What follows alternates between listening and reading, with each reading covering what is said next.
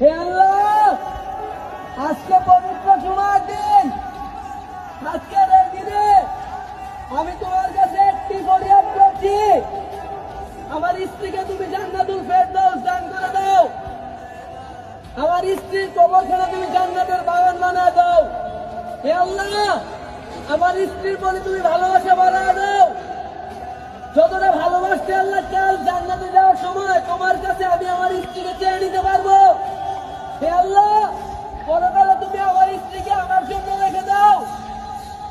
হে আল্লাহ, পরকালে যেন আমি আমার স্ত্রীকে জীবন সঙ্গী হিসাবে পাই, সেই ফয়সালা তুমি করে দাও।